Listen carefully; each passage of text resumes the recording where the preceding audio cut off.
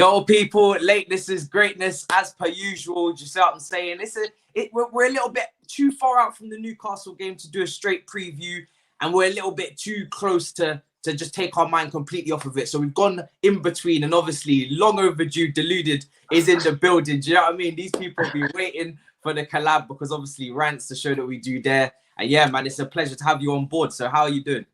All right, man. Like you said, it's been a long time coming, and you've been, doing the madness. I've been doing the madness, so it's only right, man. And like you said, you picked a perfect time because my team's playing tomorrow. I can kind of somewhat shut off from that and just talk about football with you, my guy. And yeah, like you said, we do the show with Rants. It's only right, man. So love for having me on the show and that, man. 100%. Big up to the comments as well. I can see you, man, in here.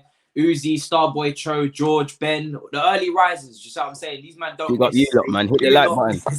They do not miss. I don't know what YouTube are doing, shagging notifications for people, but you people don't miss regardless. So I don't know what's going on there. Listen, we have to do what it says in the title. You see what I'm saying? Expectations versus reality. I feel like definitely with a new manager bounce, we in our fan base are definitely clashing with that logic. Do you know what I'm saying? Because again, we spoke about really this last few days, especially because we played Barnsley in the cup, and I don't know if you got to see the game, but it was awful. It was. I watched the extended highlights. I didn't watch the game, but from what I saw as an outsider, like I said, I didn't watch it to be judging, but it looked like a slugfest. It looked like you made it harder than it needed to be, considering it was a stronger team than I feel you really needed to put out there. I know Tuchel's trying to lay a statement and things. Yeah, only 1-0. Couple contentious points. I mean, you move, it's about just winning at the same time, but based on the manager's comments after the game, and one thing I like about your gaffer, it's evident when he's not happy with things. So he knows, the players probably know. If they don't, they probably won't play again if they don't know.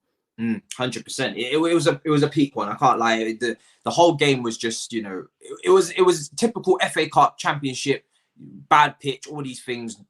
The players that came in were basically the B team in terms of on form. Not really quality wise. Some of them guys you'd still expect better from, like Hakim Ziyech, Christian Pulisic, but no chemistry. They just didn't have anything. But again, I see certain parts of the fan base saying, listen, we should be getting better football, or we should be, aiming for this, that, and the third. And I just have to reiterate once again, Thomas Tuchel has only just come through the door. And I think when, I was speaking to Saeed even the other day, when we're expecting, champagne football this early, we've got it horribly wrong, because you look at the fixtures that these managers have to cope with. Even in this shape, I sympathise with Arteta, and I did sympathise with Lampard in a respect, in a way where these are young coaches to have this season of all seasons to try and get yourself together as a manager and really establish yourself at a top club is peak. They are getting shagged in a way. But what have you made of Thomas Tuchel so far, just in his opening few weeks? Because I think he's been near enough perfect, in my opinion, just from what I've seen and in terms of just the circumstances around him. Well, I think to just kind of not answer your question, like you said, people need to kind of taper their expectations. I think what it is for Tuchel from now to the end of the season, purely damage limitation. He literally came in at the halfway point.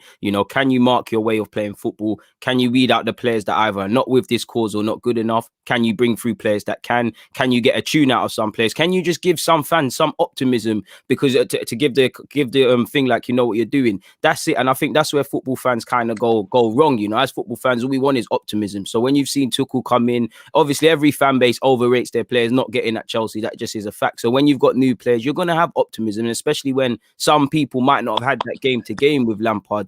And I saw a bit of that with Arteta. Obviously you saw when we beat you lot in the FA Cup, we did what we did against City. It was all rosy, and nobody wants to speak about things until you get to a certain stage. As an outsider looking in for Thomas Tuchel, we hear he's meticulous and leaves nothing to chance and all of these things. So to see him in the Premier League up close, so far I'm an outsider, like you said, but I'm seeing it. I think that's where he's going to do better than Lampard. I think Lampard only took you lot to a point. It seemed, I'm not going to say he plays the same football as Lampard, but there's elements to it, but there's a method to the madness. Like you can see collectively what your system wants. You can see individually as an outsider what your players require and the substitutions. I think a lot is made of today's day and age of managers always talking to players and things like that, but he's genuinely looking like he's living and breathing the 90. So I think he's doing all right. If he does fail at Chelsea, I don't think it will be due to not being competent enough to coach. How much of a success he has, we don't know. But I think it's so far so good. I think you lot could be quietly optimistic about what he's doing. But as you said, you've got to find balance with that. Yeah, and it's not just the fans; it's also the board as well, because they are quick to snap their fingers very, when it comes to making decisions on managers. And I didn't disagree with them in the last decision, but I need to see Thomas Tuchel given that time. I can already see people saying, listen, I expect this at the end of the season. I expect that. 100%. I think we're 1 point off fourth. And we've got a long time to go to the end of the season. So now, if you was to give him the job now in this situation, not where he took it from before he took up this good form, you'd say, yeah, you have to make top four. You expect to make it. And 100%, I do expect to make top four. Champions League is bread and butter. I've been saying it when Lampard was in charge. We need to get that Champions League money for the income as well after this, especially this season with no revenue coming through the ground. We need to get that. You need to get that in, and you also need to be able to go for your top targets as well. So I would be extremely disappointed if we didn't get Champions League football. Extremely. I can't even put that into words. However, I wouldn't sack him for it. Just what I'm saying. It's like he needs a full season, in my opinion, to do all those things that you're talking about in terms of working with the team, showing his tactics, showing how he wants to play football. Because a lot of people have criticized in the last few days that he's been a bit pragmatic. And for me, that's a good thing. I don't know what you look for in a manager. We'll get to that now. Is that, do you look for a manager that has a bit of pragmatism to him and can shut up shop if he's 1-0 up and things are not going the way it should be? Because our strikers are not really banging in the goals. I'm happy to see a manager that understands that, and you can see that, cool, we need to be pragmatic. We need to calm down now. We need to go, defensive and get this win.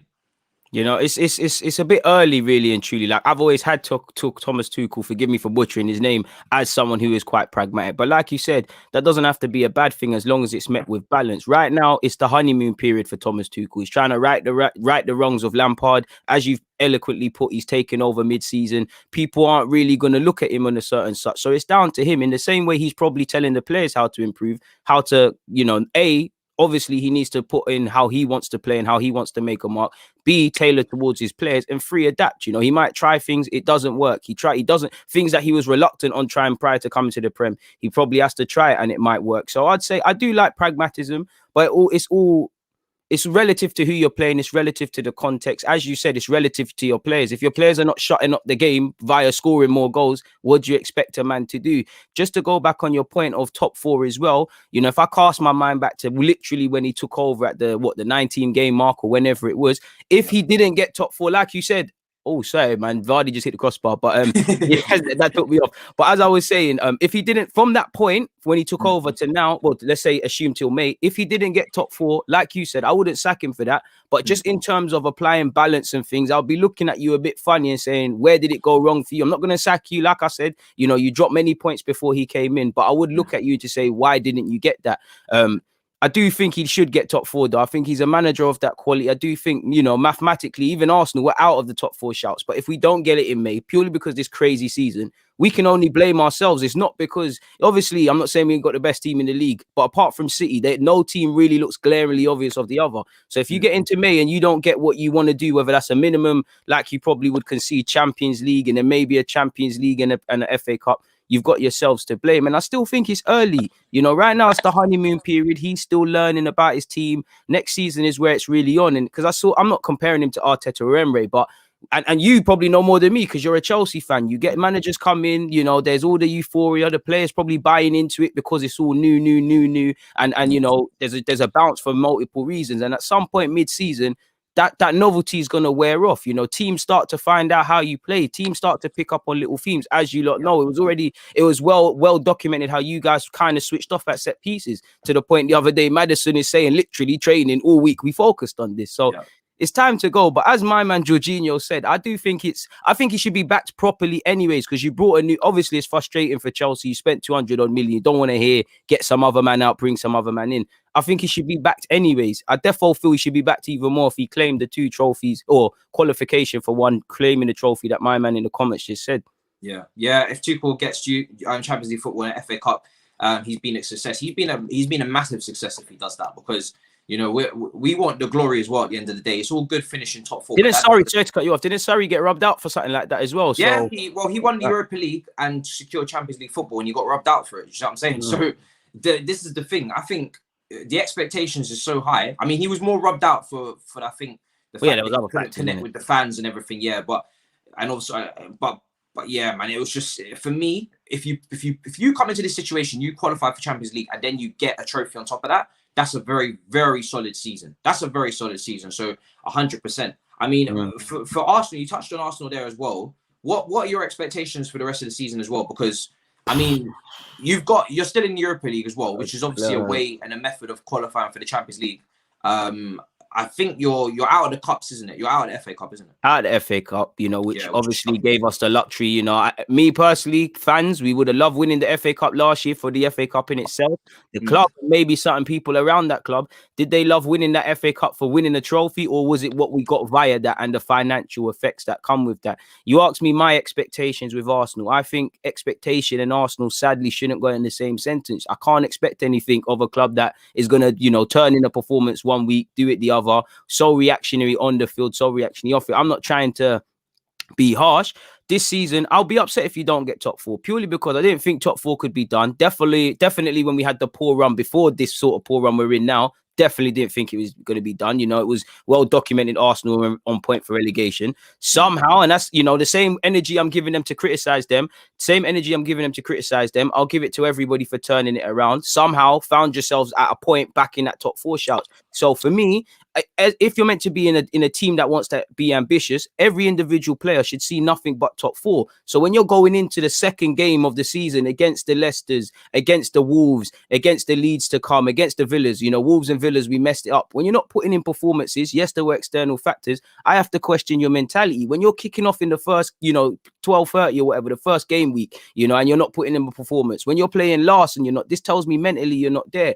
And we have shot ourselves in the foot. Too often than not, we haven't lost to teams that have been better than us over 90 minutes. We've played good for 60 or we've switched off for 10 and then turned it around. We still need to learn over 90. The minimum I want to see from Arteta, and he's kind of showing it to me now, but there's question marks, is a way of playing, is some sort of DNA. We've improved a bit defensively. I think we're going around getting a bit too excited with that because, we're still making certain defensive errors. With all due respect to Gabriel, I think he's certified. I think Tierney is certified. Hector Bellerin, Cedric's doing his thing, but Hector Bellerin, Cedric, David Luiz, all of these guys over a 38-game period, I'm pretty sure many fans, and this ain't me trying to be negative, you don't know what you're going to get. I don't know if you're going to put in 20 good performances. I know you're going to give me 5 good ones, 5 other ones, and 5 shaky ones. So the minimum I would say for me is, just to look like a team with a certain sort of system and able to tweak it according to demands, keep blood in the young players, because that all ties in with the DNA.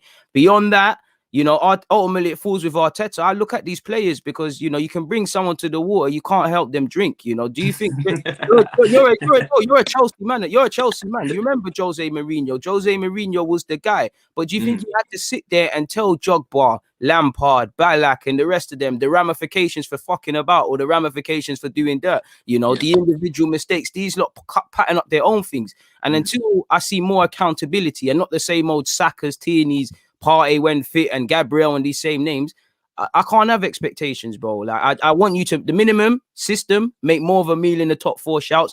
You have to get Europa League in it. We got it via winning the trophy last year. If you don't get any European football, it's regression. I know many people will look at it and say, oh, we're not in Europe, we'll be playing less. I hear that. But what happens when we're playing less and we're still losing? What it's not going to make sense, bro. And B, we hear a lot about the financial issues. We heard a lot how qualifying for Europe last year via the FA Cup helped us. So then what sort of trouble are we going to be in beyond what we're on already if we're not in Europe? So I can't have expectations in Arsenal, man. I can't. I love the club, but I can't, bro. Like, his expectations in Arsenal, there'll be a time, but I don't think we look the same way. I'm just hoping Arteta can do a madness because I don't believe in those above him. The jury's still out on him. I don't believe in the ownership. And there's only a certain amount of these players. The players will always get my backing, but there's only about 7 players in the squad I believe in, my guy. Yeah, it's true. Expectations comes with what can be applied through performance, and these players that you guys have. I mean, I think that's why Chelsea fans in retrospect are maybe shooting for the stars because they believe so much in our players. Like in terms of what we have, we believe in what we have so much. We probably rate Pulisic more than rival fans do. Rate Hudson-Odoi more than rival fans do.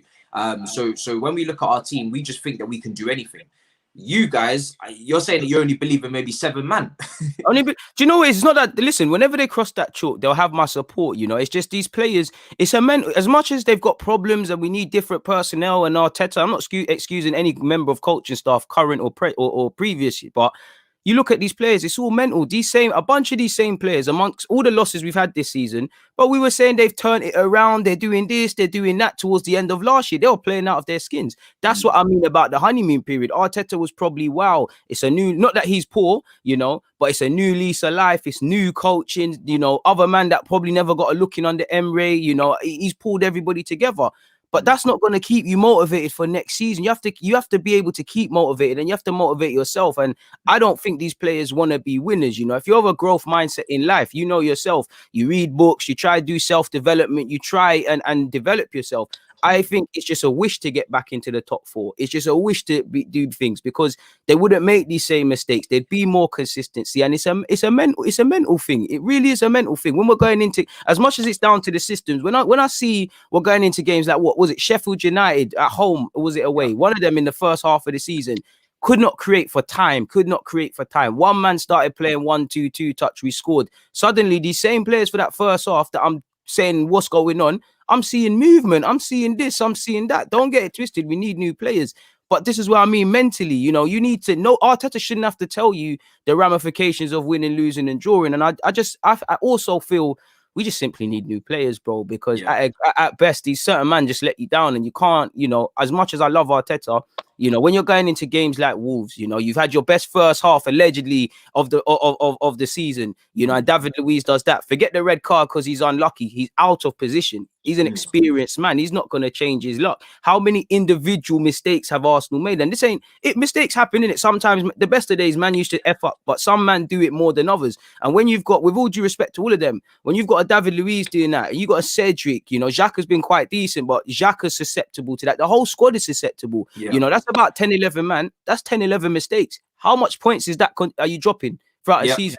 You know, and it's for Arsenal fans especially. The one thing that pains me is like, man need to understand all that matters to a degree is the result, and all that matters is playing good for 90 minutes. We'll focus. We'll kind of, you see, if our two teams played today and we got a red, we were in the game and then we got a red card and you won 2-1. We'll start focusing on how, we was on top of Chelsea, was doing this and that. If it never went to a red card, I hear all of this logic, bro. But me, I don't like to do ifs and buts. I like to consider them, but facts. You know, if I was a bit taller, I might be a footballer. If I had a beard, I might be the penguins in London. But you can't deal with that. The facts are not there. So this is why we struggle, fam.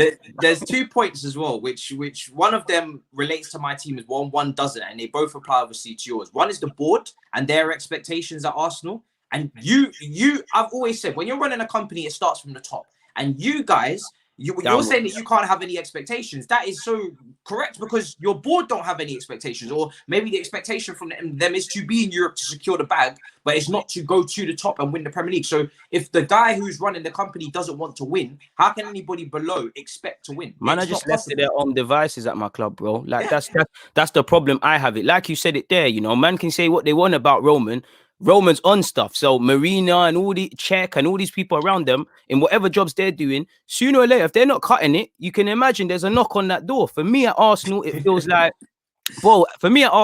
there's couple lieutenants, couple people that can report back to Kroenke, and then it's just man left to their own devices, and it's just a bunch of chefs. And as much as I like Arteta, my concern is if I'm an owner of a club, if I'm a manager, an owner of a football club, and I say, Matisse, you're a novice, but I want you to be my manager. I have to, for me, I'm surrounding you with somebody that's been in football more years than you've been alive, knows things that you don't know, you necessarily don't know. I don't feel, listen, Arteta has always question marks for himself, but I don't feel we've supported Arteta in the best way. And forget Arteta, you've got Edu, because we've heard streamlining in terms of cost cutting and things. We've also heard Edu's just streamlining in terms of best practices. For me, I get a bit wary of that, because in theory, when he says things like, "Oh, we need less people around so we can sort of maximize our scouting thing," that's great. But when you weren't coming into this thing renowned for your scouting, you're not the best of experience. You ain't got the best accounting. You know, the only thing that was gassing me is, you know, you was doing your thing at Brazil. You know, you might be able to boss us these Martinellis and things. And then when you look into it, the Martinelli thing's not even him, really. Like it's a scout we got rid of. So you know, I don't really I see what we're doing with the Haaland thing, but for every Saka in these players, we're not making top dollar on a couple, and we're not letting enough progress. I have question marks over our scouting. I have question marks over us long term because yes, we're getting rid of players, but it's like we're the kings of one step forward, two steps back. You know, you're getting rid of Mustafi, Ozil, all of these sort of guys getting on a bit. But you got Willian. There's talk of David Luiz. You know, Lacazette doing Lacazette and Aubameyang a bit dirty, but in terms of the age bracket, they kind of fill in. So it's like I have concerns over the structure. I have concerns about those that run it, and ultimately, like you said, until the man at the top who owns Arsenal Football Club keeps it moving, bro, this is as good as it gets. You know, unless we can do a Leicester sort of season, it's a myth for me. Like, it's a myth, bro. The thing is as well, I've clocked both of our teams, the senior players who, again, are meant to set the standards. Again, if you're going for a pecking order, right, you start with the ownership, you go down and down, and then you get to the senior players, and then you get to the young players. The senior players in your team, and even some of the senior players in my team, are not levels. They're the ones making the mistakes. They're the ones hiding. They're the ones that don't get it, bro.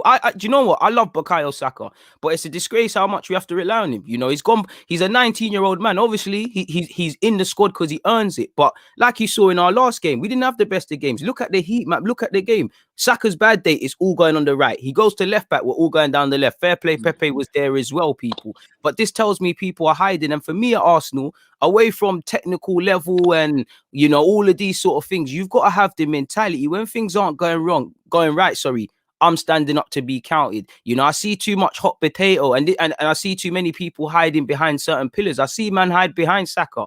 You know, Saka, if you was, you know, fair play, Pepe's playing all right now, and I don't want to do him dirty because I feel he's been hard done by. But if you was to get Saka, Willian, and Pepe in a room, like I said, allow Pepe for recent. But who would you think was bought for 72 million? Who would you think is the 32-year-old who's played Premier League football for Chelsea and won Premier League? It's these sort of things. I love Leno, and Leno's a bit different, but we've got a mixture of players that aren't levels, players that make mistakes, and players that will only take us so far. Like I think we could get places if we had a competent back five and then Leno, you know. But I even think Leno's a bit capped. You know, David Luiz plays good. He's a bit capped. I'm a big fan of Holding. Clearly, he's probably not first choice quality sort of standard. No, definitely not. We get too gassed. Like, I don't know about how it is at Chelsea, but it's like you play 5 games bad, you're the worst player. You play 5 games good, you're amazing. Like our fans were dropping their knickers for El Nene to sign a new deal. I was like, hold on a minute. He's only here by accident. He's actually only in the squad by accident. No one wants him. Tuesday Arteta was his boy. He bust him. He done his performances, but this is the problem. You know, it's unclear in terms of what we're trying to do. The mad contracts unclear. You know, even unclear about the manager really, because really, you know, a couple of weeks ago, it's still not doom and gloom, but a couple of weeks ago, it was looking all right. You know, we was still in the FA Cup, doing all right in the Premier League, and so on and so forth. And a lot of that is still there. But suddenly the dynamics change. If you keep losing how you're losing now, you have a shaky performance against Benfica. You don't qualify via the Premier League. You haven't afforded yourself the luxury now of the FA Cup, which could come back to bite us like we saw last year. Suddenly, if you're not in Europe, what happens to Arteta? I don't necessarily think he should be sacked. I don't necessarily think he should be kept. For me, I'm in a weird space with Arteta. I feel there's a lot of, how do I put it? Like in football, you probably know yourself. You have to be, I'm riding for my man, or he has to get out. I'm in the middle. There's some reason for me to think, yo, you might not be the man, but there's some reason for me to think, all right, cool, you might be hard done by. I'm not 100% convinced. I see 2 good points. I see 2 shaky points. So we're gonna have to see certain causes, but I can't. The only thing that gives me sort of clarity as an Arsenal fan is literally the Sakas, the Martinellis, the Tierneys, and these things. They're the only man that kind of get the thing, bro. Scary. And like comment said there, we're in limbo essentially as a football club.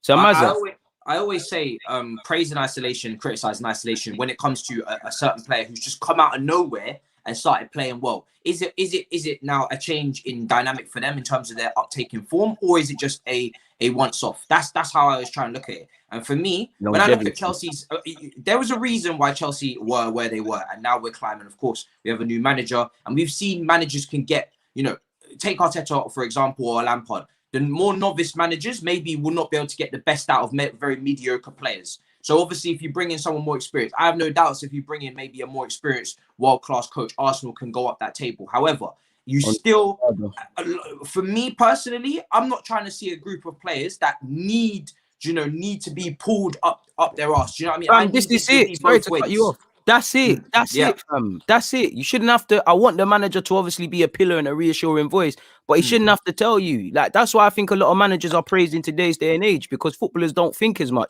That's why you praise man for this, all these hand signs, and I get gassed off it as well. But come on. You can't really grips up a player right now, so they don't have to take accountability. I shouldn't praise players. I always find it funny, I shouldn't have to praise players for showing commitment, showing fight, showing drive. I do, because obviously we like to see that, but surely that's the minimum. It's like on YouTube, I'm sure you get it as well, when people praise your consistency. Don't get twisted, I love it, but surely that's the minimum if man want to get somewhere. I've come from seeing my football club winning a Premier League title at our rivals, ex-rival player. They didn't even care. They wanted to smash each other's heads in because they were focused on the clean sheet.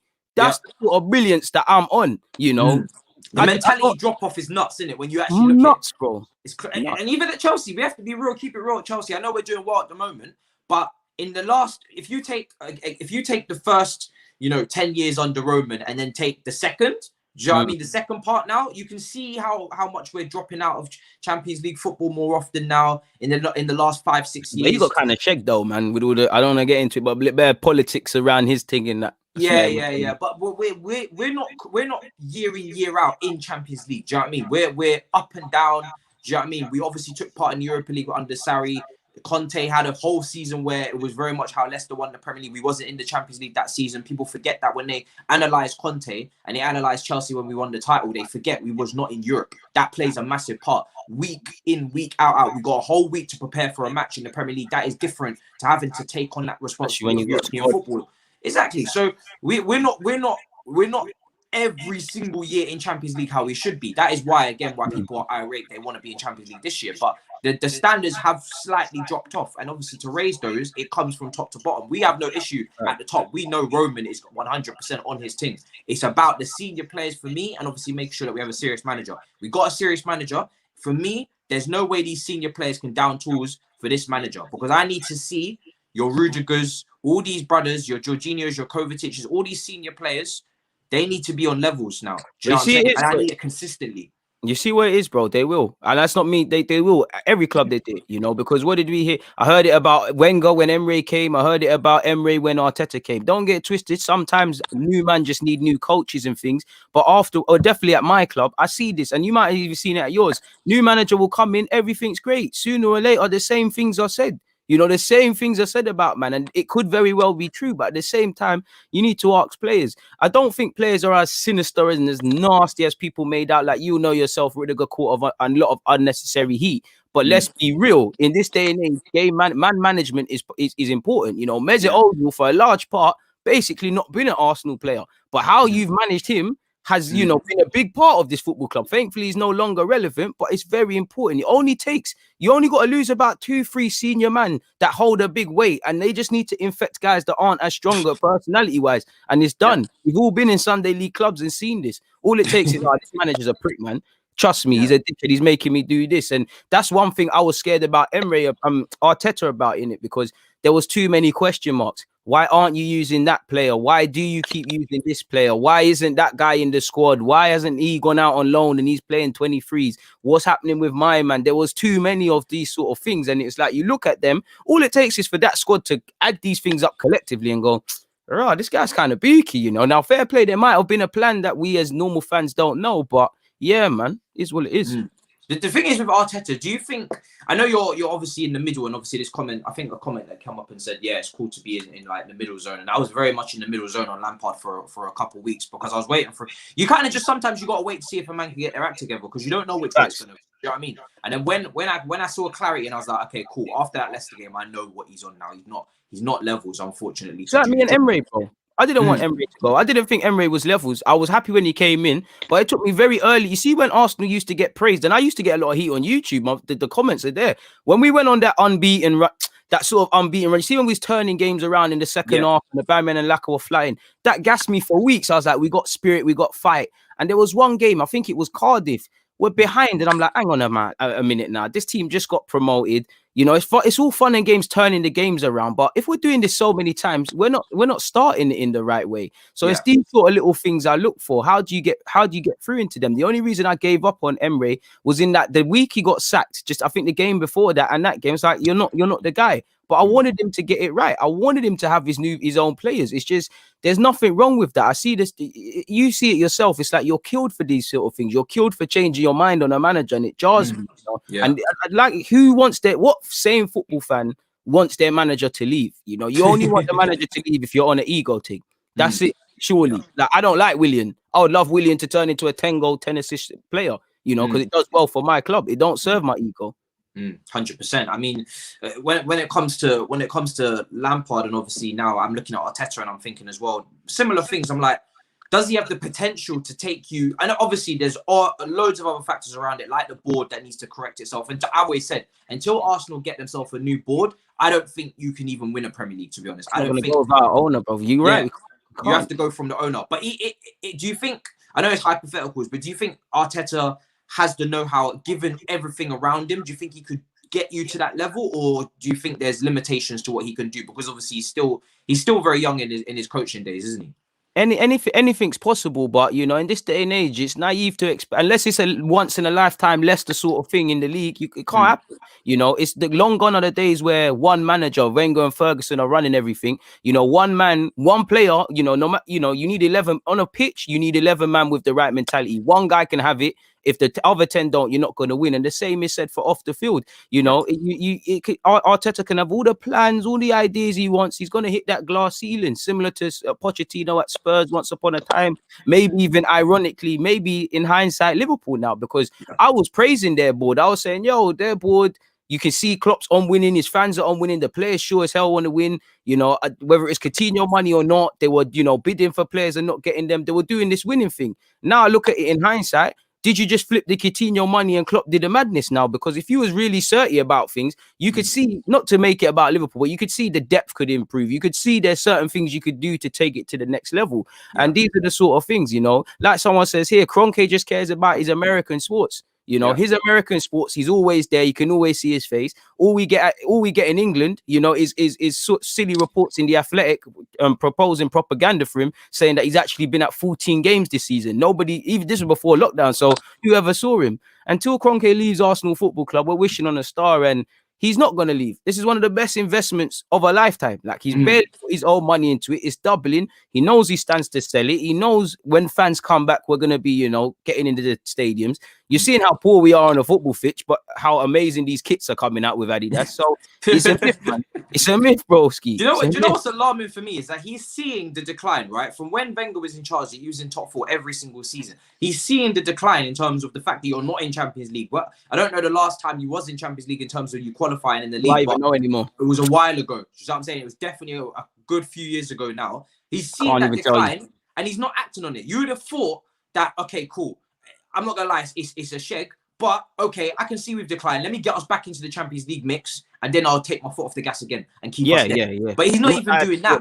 That's obviously, I'm not worried because I'm a Chelsea fan, but if I was a neutral, I was an Arsenal fan, I'd be very worried the fact that you're slowly declining and it doesn't seem to be a problem. Like, do you know what I'm saying? It just seems to be, all right, cool, no problem there. Like, our owners are completely the opposite. Oh, if anything, Roman and Marina, who obviously co-owns the thing in terms of the way that she runs everything behind the scenes, they are almost too like ambitious with the fact that they have no time. Like, they're literally just like, yo, these are the standards, and we're not going to legislate for any drop off. Doesn't matter any factors around it. Doesn't matter what you're working with. Doesn't matter nothing. If you have not hit these standards, you're gone. Like, it is ruthless. And Kroenke seems to be the other way. It's just the thing with Kroenke, and it ties into what you were saying earlier. For me, when you look at Arsenal Football Club, you don't really see what it's about. You can look at the cliche, you know, winning through harmony. I don't see a singular figure. So when you've got players effing about, when you've got boards left to their own devices, and you can't look at a single captain, manager, really, owner, and say, cool, that's someone who someone has to be accountable to. It's a myth. It's actually a myth, and people would have thought with Glazides going and Wenger going, all these figures with all these sort of blame figures would go. Now it's just the blurs, the lines are blurred. And when I look at everything, you know, our academy could be doing a lot better. We claim we're meant to be self-financing. We're letting bet players go for pennies. You know, we could learn a lot from you. This isn't a football club. We're not making competent decisions. And the only word I can find myself on a regular basis associating Arsenal with is just simply reactive across everything. Like, and this is where you pay. Reactive in terms of improving on the pitch, so it's affected us commercially off it. Reactive in applying hindsight and applying better foresight off the field, so it's affected us on it. Our scouting off it has affected us on it. We've got crap players, you know. And this is why I get onto us, you know. At my point, in case anybody doesn't know what I'm talking about, we hear Arsenal are meant to be self-financing, right? So when you're getting in contracts, it has to be done better. A lot of people just look at the big money signings. You know, Pepe's, you can say what you want about Pepe, 72 million. You know, Lacazette, did we get the money out of that? Xhaka the same. You can focus on these. You've also got to focus on our loan signings. You've also got to focus on the free deals. You know, this is very reactive. If we are meant to be self-financing, you shouldn't do that. You should be getting top dollar for some of your academy players to be reinvested. You know, you might not be able to go. Let's just say we tried to get Havertz for 30 million. You lot have come in and blow us out the water. We shouldn't be here crying about, oh, we can't go toe to toe with these lot. Go and find me a little Brazilian Havertz or a little one somewhere else. You know, for how much nations and regions are there in this world? You know, Wenger used to do this in his sleep. Where's this? It's just a bit harder now. Where's this thing? So I see Leicester doing it. Just what I'm saying. The thing is with Arsenal is that you've got a limitation in terms of how much your owner will spend, but you haven't set yourself up to match that. And I said the same thing about Tottenham as well, which we'll get into just to common ground of slagging Tottenham for a second. But you know what I'm saying? Well, you guys, okay, your owners decided you're not going to spend a lot of money, or the counter will be some people have said you have spent a lot of money. Pepe, Partey, Gabriel, Tierney, obviously the wages of Willian and Louise and all these guys. So maybe some people will say you have spent money, but maybe you're spending it not correctly. But you haven't set yourself up with a manager or a scouting team like at Leicester to say, okay, we're not going to spend money, but here's how we're going to find these gems. Here's the manager who's going to do the player development and doesn't need money to spend. We don't sign. Yeah, that ties into it. We don't sign players that suit a system. We just sign good footballers. You know, we're not signing. Very rarely do you look at Arsenal and say, beyond the fact that he looks a good player, is exciting, he was in French league doing this and the other, how they're going to fit in. Okay, you brought A, so B. You know, it isn't really working out. And people forget football's about partnerships. You know, people forget in terms of there's nothing that signifies Arsenal's uncertainty than our midfield.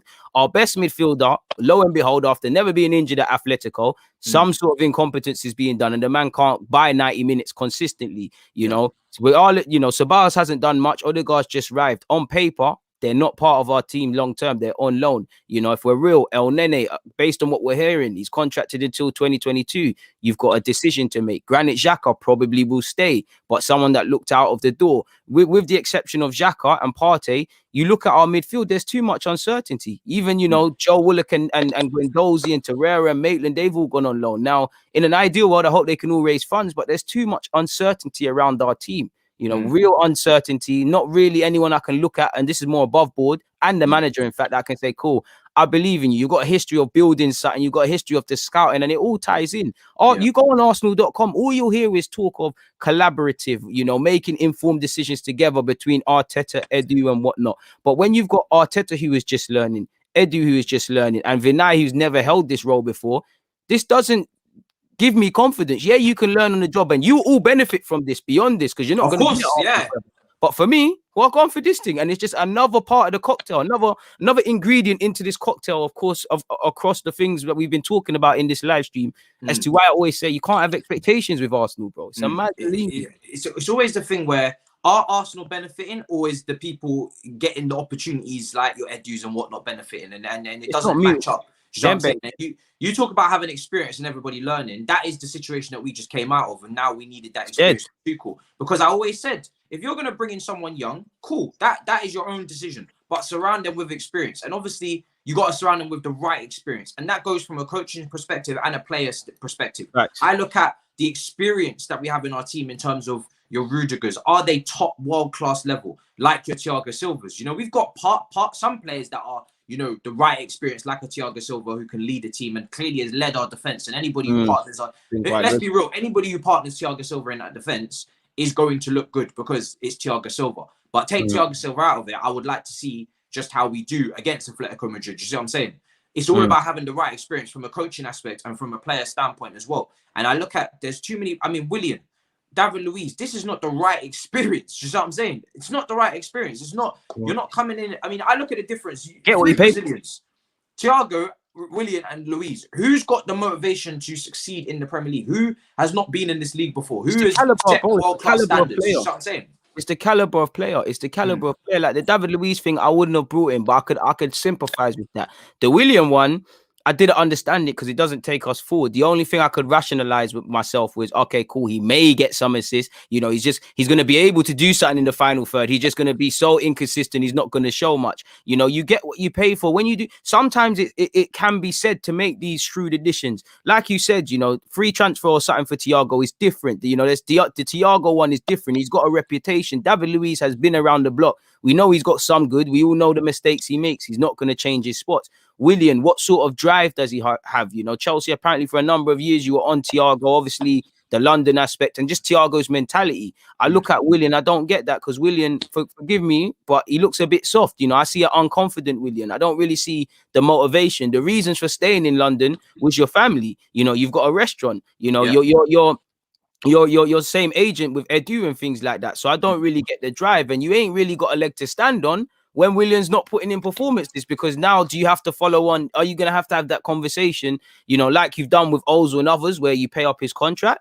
That's, you know, that's where paying cheaply costs you, because now you're going to have to pay that up. We bought Runnison in the summer. Fair enough, only a couple mil. You've then had to go and divert energy to go and get another goalkeeper. You know, we bought David Luiz and all these other guys. We're still talking about centre-backs. You know, you buy cheap, you buy 10 times over, and that's why the scouting thing needs to be done better. Like, find a player, whether they cost 50 million or 5, make sure they're competent and bust them in. It's as simple as that. Yeah, we've just seen Upamecano obviously go to Bayern Munich. I think they triggered that. They triggered that release clause. Yeah, I think that seems to be done now according to all the sources. We talk about buying quality players. That's obviously one option there that would have been probably suited Arsenal. I mean, people talk about experience, but like you said, you need the right experience. And I think your younger signings like Tierney, you know, like Gabriel, have been good signings. You pair that up with the Hell End boys. You know, you pair that up with the likes of Saka, your Smith Rose, all these guys. Martinelli, obviously another young signing. These are all good. And to be honest, I would personally, as if I was Chelsea or Arsenal, I would rather move with a younger team that will make the mistakes that you expect from them and grow as a team and try and grow as a unit. That's what I didn't understand, to cut you off, but that's what I didn't understand about Arteta, because you know, he's going with Luiz, he's going with Willian, he's going with players that repeatedly are making the same mistakes. Even when David Luiz, you're hearing bust-ups in training and he's kind of on Arteta and things like that. This makes me believe that, you know, have you really got control of that dressing room? Is it really as non-negotiable? Are you really as bossy? Are you really zero tolerance, as you said? Because I'm not going to lie, the biggest pet peeve I probably have with Arteta, I do think every human plays favourites, but I do think certain men are judged to more harsher principles than the others, and I don't know why. Yeah. Do you think when the fans come back that, I mean, I feel like your club's getting away with murder in the respect that your fans are not in the ground, because we already know how they back out the banners, the chants come out. I mean, if they do it for Wenger, for me, and it may not even be directed at Arteta, it may be directed at the board or even some of these players, because I know there was an upturn in form in terms of where you were sitting at the table and it looked like it was going to be rosy, but at the end of the day, let's be real, Arsenal are 11th. Do you see what I'm saying? And Southampton have a game in hand. You could be 12th. There hasn't been much improvement. You've lost more games than you've won. And if this was Chelsea, I'm telling you, there would be carnage, bro. That's the thing. That's the thing, bro. It's like when you look at things, it's like with Arsenal, I always say it on my channel, it's like, yeah, you can praise us if we played well and stuff, but you need to keep the balance and say to a degree, you know, are you praising us for doing well in comparison to how bad we was already? Which, okay, cool. That's me in it, because we're not good enough. You've done all right now. It's still not good enough. Or are you living in La La Land? And obviously COVID restrictions, not being in the stadium has made a meal of it. You know, I do think there would have been some tough times in the Emirates. I definitely feel there would have been some good times, because for me with Arsenal fans, it's only when we go through these tough moments that everyone wants. Again, there's a lot of Arsenal fans who keep the same energy, but they're quieted it out. It's only when we're playing poorly that man really want to donate this energy to what's the club's practices. Why are we doing these things? Getting Kroenke out, all of these sort of things, because that's what we should have done. We've been doing even after the Chelsea win or going into the Chelsea win. Suddenly we beat you, man. Great result. Hats up. You know, we beat you, man. We beat the other games. It's all good again. And then it's all bad again now. And this isn't healthy, and this isn't it. You know, you've got illogicalness, and you've got, you know, people accept nonsense. You know, you can accept a lot, but I don't agree accepting nonsense. And this is where we're at. Like, this is where we're at. Serious. The psychology behind it. I just feel like they feel like when you're going through bad form and you're being like when fans are being critical and obviously on the team's case when you're doing poorly, they psychologically wise they're trying to look for a time where they could be a bit nicer because they're feeling like as if they're being too harsh or they're being too harsh on the team. And obviously you're supporting your club. You're trying to, but the definition of support is to try and get behind the team at all times. So when a little uptake in form from an individual or from a team, it's just we're off the rails again. We're excited to be back. If anything, happy again. Do you know what I'm saying? But there's no clarity. There's nobody trying to see the bigger picture of the situation. It's just like, yo, we need to get up in arms because we've been giving these guys a hard time. And that goes for especially individuals as well. If an individual has a great game after having a terrible run of form, of course, that is when people start to become over the top reactionary. Like, yo, he's back. He's on a Roman. That's where we live, man. That's what I'm saying. It's just about waffling and gassing and finding a conclusion and reaching conclusions day in, day out. You know, the same media journalists wanking off Phil Foden about how great he is. They were the same ones saying, you can't play under Pep. You need to leave. You're not doing this and that and the other. You know, this is where we live. And I think the English game in particular has to learn a lot. English fans, everything connected to England. We've got a lot to learn from our counterparts in neighbouring regions, man. 100%. I mean, how do you feel this season will pan out if you used to make it? Obviously, you got Leeds next. Leeds, yeah, is a situation because obviously for me, the Newcastle game for us is a little bit more of a. It should be a formality. Let me not jinx it. Come on, Joe Willett. You're coming up against a Steve Bruce who's going to be negative. He's going to be playing that 90s football. He's going to be low block, and we've come up against a lot of low blocks already under Tuchel. So I'd expect the team to be able to break them down. Well.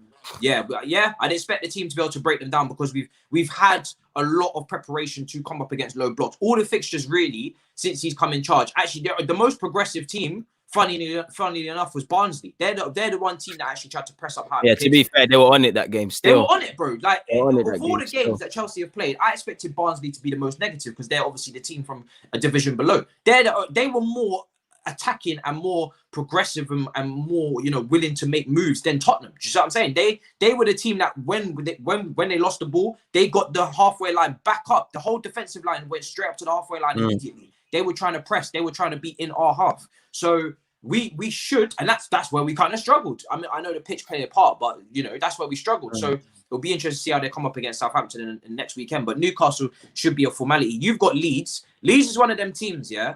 From what I've seen this season, that you just cannot predict what's going to happen because they're not going to defend, but they're going to attack, and it's going to be a high scoring game, I think. But it's just about get the balance right. Are you confident? Bro, I can't. For me, it's a game by game. I can't put confidence because they're showing me nothing to be confident. When we had a little bit of form, I had a bit of reason to be confident. It's what they show me. If they show me talented things, if they show me they've changed it, for me, if the mentality was different, I'd be as confident as ever. But sadly, I don't know what Arsenal's going to turn up. Might be the Arsenal that beat you lot. Might be the Arsenal that conceded in the opening moments against Villa. I don't know what we're on. We know what to expect with Leeds, and I don't know if the players heed the advice because Arteta is blatantly telling you, we know they're good on the transition. We know they can counter-attack. We know they're high intensity. We know they can play in several systems at once. We know how good Leeds are. But we know they are a bit fragile defensively and create mistakes. We know it's a day for fullbacks. You need to be switched on. Wingers, you need to help out. We've gone into too many games knowing about this and still effed it up. So I don't know. I want to get revenge. You're hearing Ali. You know what Alioski did when we played away. You hear how happy he is to play against us in their Leeds podcast. If I'm seeing any of this, and this is where for mentality, the manager shouldn't have to tell me. I see 10, like you said, I see the team I'm part of, 11th place, 10 defeats. Leeds are looking at us like it's going to be an easy thing. Alioski's taking a pee. My manager he needs to tell me tactics in that. He don't need to tell me ramifications. And it looks too much that Arteta has to pull these lot into a room and just tell them what we could do. And like I said, it's always difficult taking someone to the water, but trying to make them drink. You've got to open your old mouth and sip the Kool-Aid, essentially. Yeah. Do you know what it is here as well? Is that if that was prime Jose Mourinho, he would have taken that audio clip from that podcast you're speaking about, and he would have played it in the dressing room. That's what he should do. There's no team talk. That is the clip. That's it. Like sometimes I feel like managers sometimes make it hard for themselves in terms of the resources around them. You got a Leeds player talking up smoke on a podcast. I'd have one of my staff on that, get the clip, and play it in the dressing room. That's it. That is your team Simple talk. as that. Simple No words. as that. Keep it very. If I was Arteta, keep it very simple. Bro. Play that clip and say you do what you must with that clip on the pitch. If you can't, and first 5 you know minutes, let Alioski know you're there. That's what I'm on. Yeah, that's 100%. what I'm on. Either that clip is true or it's false. Let them know on the pitch what you think of that clip, and we're done. That's it. That's my team talk. That's it. We're Nothing not more to say. Listen, like you said, we're at the part of the season. There's no need to talk about tactics and things. Both sets of players and teams, they know what they need to do. They know what they're allegedly trying to achieve. They need to go out there and do that. It's simple as that, you know. What I would want to sometimes, if I was the manager, I'd shout at these players, but more often than not, they're grown adults. I would be banging that home like, you lot are grown adults. Don't you think it's a bit childish? People questioning your character week in, week out. Aren't you tired of that? You know, aren't you tired of going home feeling like shit? Put it right. Like, don't overcomplicate the game, man. Don't overcomplicate. It doesn't need to be. Salah just scored a madness. I can't lie. Is it? Yeah, but a neat little finish. My guy Firmino's getting them FPL points. Jesus Come on. Christ. I can't even be on FPL because I can't keep up. So I'm saying, for me, I'll just forget and then it will just get ropey. We've spoken about Arsenal's recruitment. I really do want to get a rival and obviously a clear mind perspective on our recruitment, because we've signed Ziyech, right? We've signed Chilwell. Those are the two players particularly I want to look into. Timo Werner and Kai Havertz, in terms of being spoken about, it's been overdone. Everybody's spoken about them already. If Tuchel can't get the best out of them, and obviously it's their first season in the Premier League as well, so we give them time. They're a bit younger, but he should be able to get the best out of them.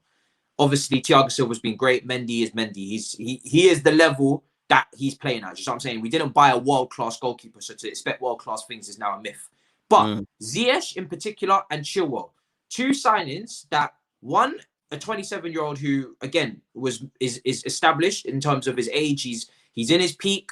And it's going to be interesting to see now what level of player we've got in the next few months. Chilwell, a player that didn't need any acclimatizing to the Premier League, £50 million dropped. Leicester are starting to shed people left, right, and centre with Maguire, Drinkwater. I'm starting to see a pattern now. Do you know what I mean? There's an imposter among us type feeling.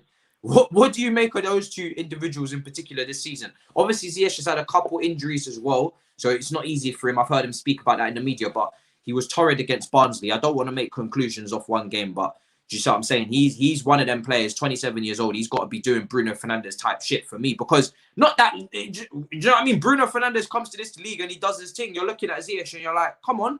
You're a big man. You've been around the block and the champion. 100%. As an outsider looking in, it's difficult. It really is difficult because I'm not watching them all the time. You know, I can't really talk on the Barnsley game beyond the highlights, but I can for Ziyech, I have a lot of sympathy. You know, when you're injured all the time, you know, you need to be given a run of games. I don't know if he's been given that, but it's hard to really show the best you can do. It looks like he's been played in a couple of roles. Obviously, he's still adapting.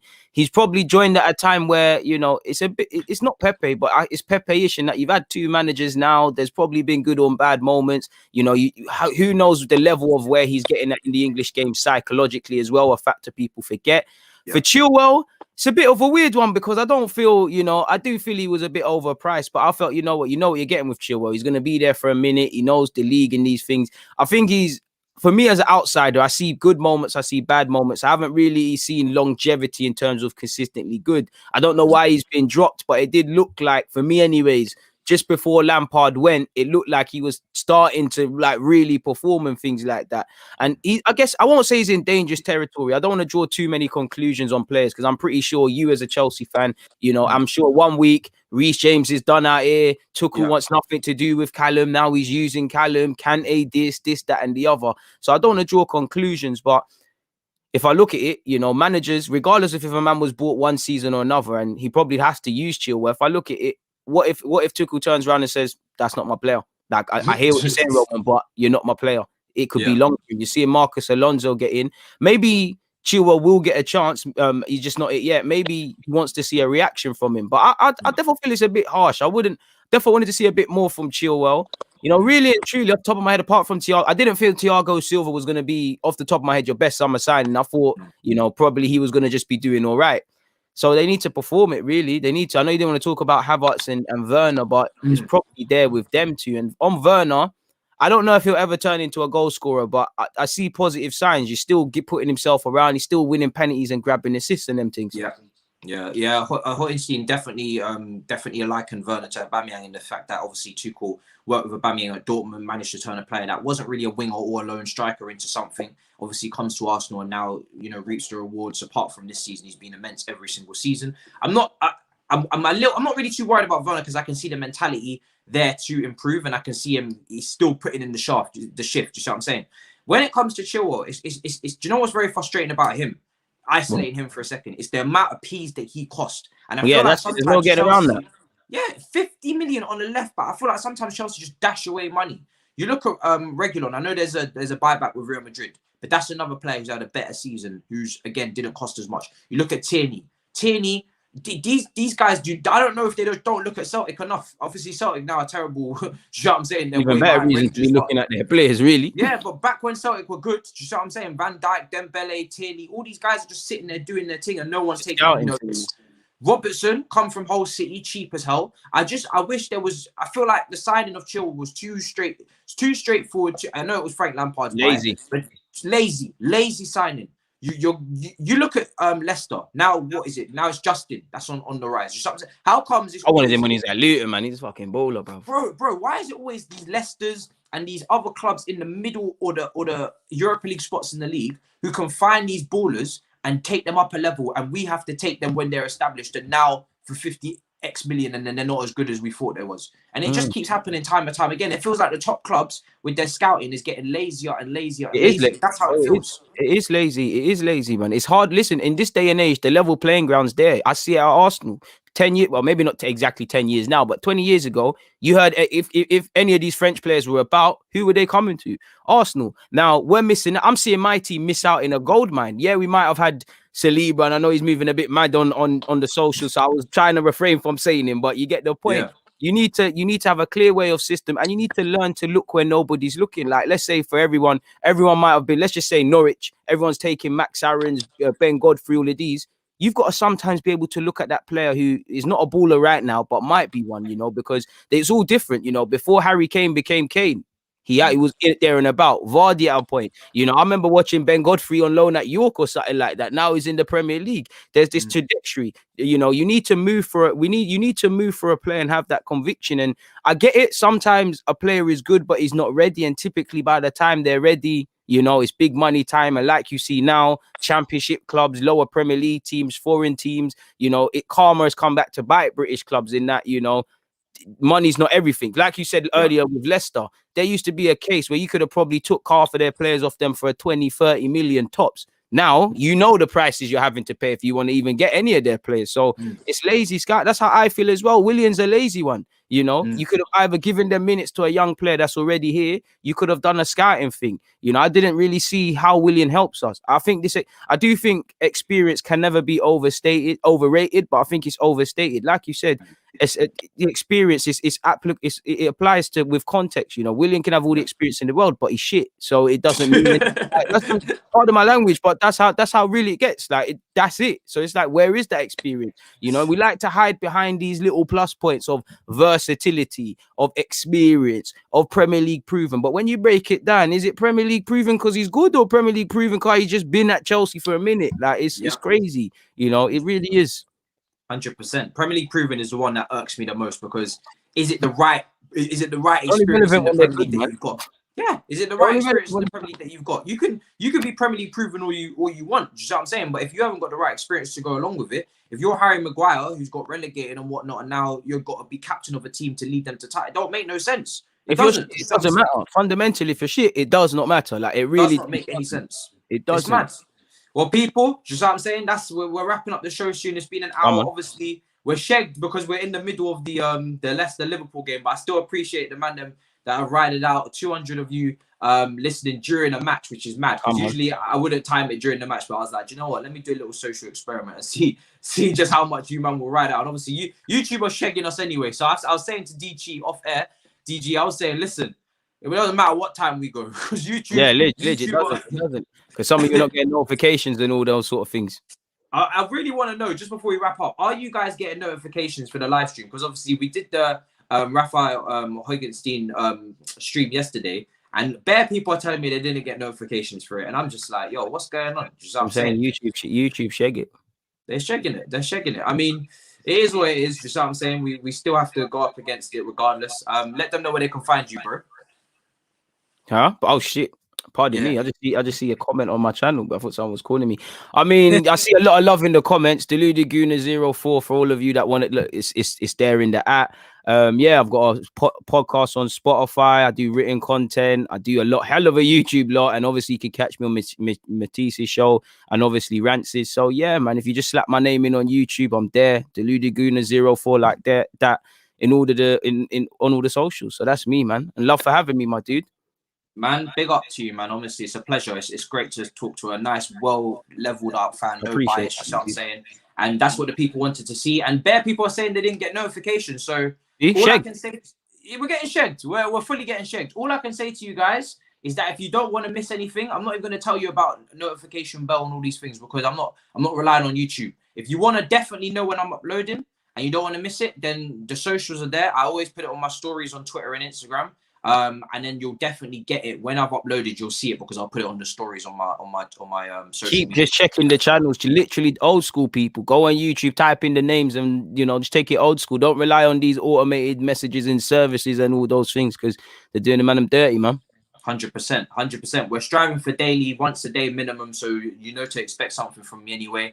Big up to you yourselves, and obviously enjoy the rest of the game. Hopefully, I don't even know what I want from the game because both of them are challenging top 4. And right now, it's a VAR moment, bro. It looks since we've been talking in the closing stages. Right now, it's looking like a VAR moment. I think Thiago tripped his man, and it's a penalty. Is it? It's looking like is it a penalty or free kick? It's looking like a free kick. I don't know, man, but it's 1-0 anyway. I'll take a point. You know what I'm saying? I don't really know what to say. All I know is I kind of put it in my own hands with my team, and I'm sure DG looks at it similar. If we don't pick up our points, who cares? You know what I'm saying? I don't really care how this game finishes. We need to win against Newcastle. End of story. We win, we move up the table. Simple as that. Big up to everybody. Make sure you follow DG as well on his YouTube and on his socials. Links will be in the description after the processes. And yeah, people, big up yourselves for watching during the game and enjoy the rest of the game. We'll see you tomorrow for the preview. Come on. Perfect.